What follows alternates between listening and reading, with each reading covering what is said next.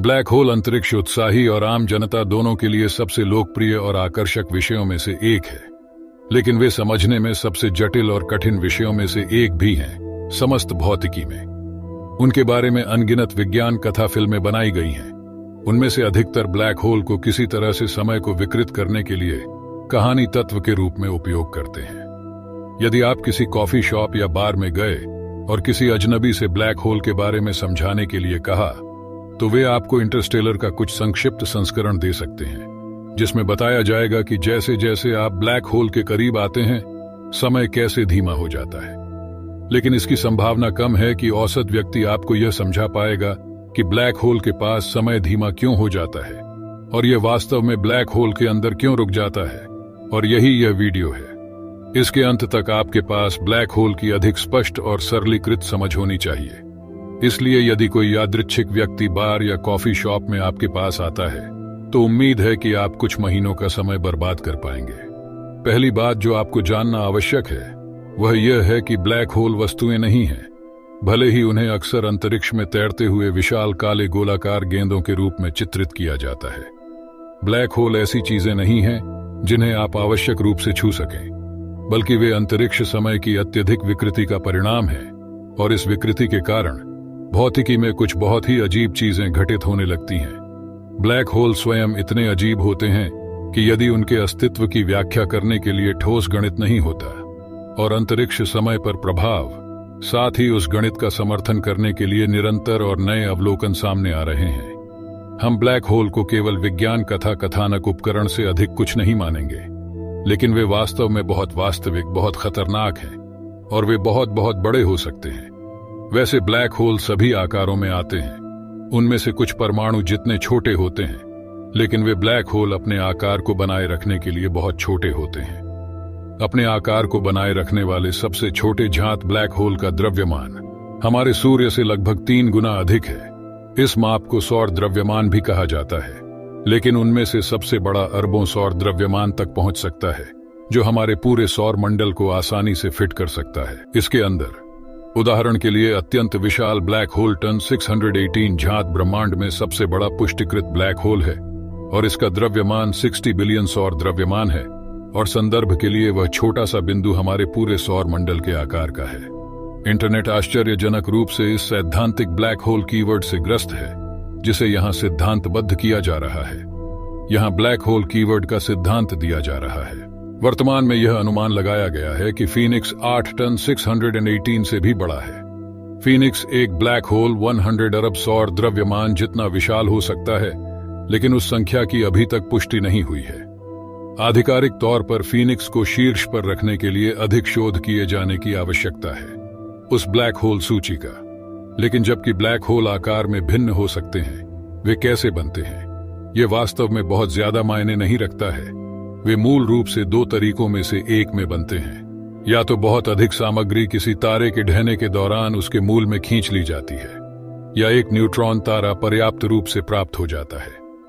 सामग्री का द्रव्यमान लगभग 2 से 3 सौर द्रव्यमान से अधिक होना। हालांकि उन 2 उदाहरणों में कुछ भिन्नता है। ब्लैक होल का निर्माण हमेशा इन 2 श्रेणियों में से एक में आता है। ठीक है, तो अब जब हमने ब्लैक होल के बारे में कुछ बुनियादी तथ्यों और समझ के बारे में बात कर ली है, तो आइए वास्तव में अजीब चीजों पर आते हैं। ब्लैक होल में समय पूरी तरह से रुका हुआ क्यों प्रतीत होता है?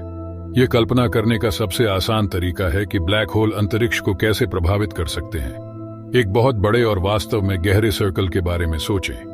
एक सर्कल इतना गहरा कि आप इसका तल नहीं देख सकते हैं, और आप पूरी तरह से आश्वस्त नहीं हैं कि इसका कोई तल भी है या नहीं।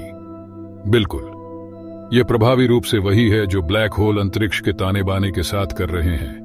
गुरुत्वाकर्षण बल इतना विशाल और केंद्रित है कि यह अंतरिक्ष में इतनी गहराई तक भारी गिरावट का कारण बन रहा है कि यह बिना किसी अंत के क्रमिक खड़ी ढलान वाला एक सर्कल प्रतीत होता है। हम भौतिक रूप से अंतरिक्ष में उस डुबकी को नहीं देख पाते। इसका कारण यह है कि वह सर्कल उच्चतर 4थे आयाम में मौजूद है, और हम चीजों को केवल 3रे आयाम में ही देख सकते हैं। ठीक उसी तरह जैसे कि यदि आप एक बास्केटबॉल को गिरा देते हैं, क्योंकि हम 3 आयामों में रहते हैं, तो आप इसे जमीन पर गिरते हुए, उछलते हुए और अपने हाथ में लौटते हुए देख पाएंगे, बिना यह माने कि बास्केटबॉल का आकार बिल्कुल बदल गया है। हालांकि यदि आपको कागज के ढड़ी टुकड़े पर गिरते हुए बास्केटबॉल का चित्र बनाना है तो आप गेंद को थोड़ा छोटा बनाते हैं ताकि ऐसा लगे कि यह आपसे दूर है और थोड़ा बड़ा है। यह दिखाने के लिए कि यह आपके करीब आ रही है, आपको ढड़ी स्थान में तीड़ी गति का एहसास देने के लिए गेंद के आयामों को बदलना होगा। और कुछ ऐसा ही हो रहा है जब चौथे आयामी अंतरिक्ष में गति को हम में से उन लोगों द्वारा देखा जा रहा है जो केवल 3 आयामों में चीजों का निरीक्षण कर सकते हैं। जब कोई वस्तु उच्च चौथे आयामी विमान में घूम रही हो, वस्तु के आयामों को 3D स्पेस में बदलने के बजाय देखें। हम देख रहे हैं कि वस्तु के समय में हेरफेर किया जा रहा है। वस्तु धीमी होती या मिलती हुई दिखाई देगी। इसलिए यदि आप मेरी तरह एक दृश्य शिक्षार्थी हैं तो यह वह अनुभाग होगा जिस पर आप वास्तव में ध्यान देना चाहेंगे। इसलिए यदि आप कल्पना करें कि प्रकाश का एक फोटॉन अंतरिक्ष में 4 आयामों में इस डुबकी की ओर यात्रा कर रहा है, तो आप देखेंगे कि वह फोटॉन उस डुबकी में नीचे चला गया। लेकिन 3 आयामों में यह लगभग वैसा ही है जैसे आप कागज के ढड़ी टुकड़े को देख रहे हो। जैसे जैसे फोटॉन अंतरिक्ष में नीचे की ओर यात्रा करता है, हम फोटॉन के आयामों को बदलने का अनुभव नहीं कर रहे हैं। ऐसा लगता है कि हमारे निचले आयाम पर होने के कारण प्रकाश धीमा हो रहा है, क्योंकि उस सफेद फोटॉन की गति बिल्कुल नहीं बदल रही है। केवल हमारी धारणा बदल रही है कि यह समय के साथ कैसे बातचीत कर रहा है। तो इसे फिर से कहें, अधिक सरल शब्दों में 2D परिप्रेक्ष्य से, चाहे वह प्रकाश फोटॉन हो या किसी व्यक्ति का शरीर ब्लैक होल में जा रहा हो, बाहरी पर्यवेक्षक कमोबेश प्रकाश या वस्तु को चौथे आयामी विमान में उतरते हुए देख रहा है। ब्लैक होल में गिरने वाली प्रकाश या वस्तु की गति बिल्कुल नहीं बदली है, लेकिन इस घटना को 3 आयामों में देखने वाले बाहरी पर्यवेक्षक को ऐसा प्रतीत होता है जैसे ब्लैक होल के अंदर की चीज धीमी हो रही है। इस प्रकार ब्लैक होल अंतरिक्ष और समय दोनों में हेरफेर कर सकते हैं। यदि आप ब्लैक होल के करीब पहुंचने में सक्षम थे तो आप स्पेस टाइम में बने सर्कल में डुबकी लगाना शुरू कर देंगे, लेकिन समय आपको बिल्कुल भी अलग नहीं लगेगा। यह केवल उन लोगों को अलग लगेगा जो ब्लैक होल के पास नहीं है। इसका मतलब यह है कि ब्लैक होल का समय पर प्रभाव सापेक्ष होता है। ब्लैक होल के पास आपके लिए जो हो रहा है वह पृथ्वी पर किसी के लिए नहीं हो रहा है। उन्हें ऐसा लगता है कि आप धीमी गति से चल रहे हैं, लेकिन आपको ऐसा लगता है कि वे तेज गति से आगे बढ़ रहे हैं। तो ब्लैक होल के पास समय धीमा हो जाता है। क्या यह अंततः ब्लैक होल के भीतर किसी बिंदु पर रुक जाता है, या क्या यह इतनी धीमी गति से चलता है कि ऐसा प्रतीत होता है जैसे यह रुक गया है? खैर, एक बार जब आप ब्लैक होल के घटना क्षितिज पर पहुंच जाते हैं तो यह वह बिंदु होता है जहां गुरुत्वाकर्षण इतना अधिक होता है कि अंतरिक्ष प्रकाश की गति से घूम रहा है।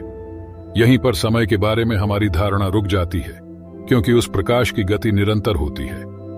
यदि अंतरिक्ष प्रकाश के समान गति से घूम रहा है तो बाहरी पर्यवेक्षक को यह प्रतीत होगा कि प्रकाश घटना क्षितिज के पार एक ठहराव पर है, कोई वापसी का बिंदु नहीं है।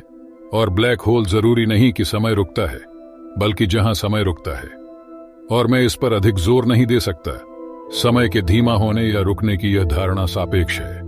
यदि आप किसी तरह ब्लैक होल के घटना क्षितिज के पार जाने में जीवित रहने में सक्षम होते तो आपको समय बीतने का कोई अलग अनुभव नहीं होगा। लेकिन एक बाहरी पर्यवेक्षक के लिए, अगर वे किसी तरह आपको ब्लैक होल के अंदर देखने में सक्षम थे तो आप ऐसे दिखेंगे जैसे आप हमेशा के लिए समय में जमे हुए थे। और यह सब इसलिए क्योंकि स्पेस टाइम प्रकाश की गति से चल रहा है।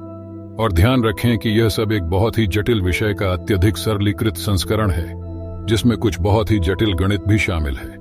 निस्संदेह शैतान विवरण में है। इस मामले में शैतान ब्लैक होल है, लेकिन उम्मीद है कि इससे आपको ब्लैक होल क्या है और ब्रह्मांड और अंतरिक्ष समय पर इसके विनाशकारी प्रभावों की थोड़ी बेहतर समझ मिली होगी। तो अगली बार जब कोई इंटरस्टेलर या सामान्य रूप से ब्लैक होल के बारे में बात कर रहा हो तो आपके पास बातचीत में जोड़ने के लिए कुछ और गहराई होगी। और अगर आप लोगों को इन सब चीजों में दिलचस्पी है तो एस्ट्रोवर्स को सब्सक्राइब करें।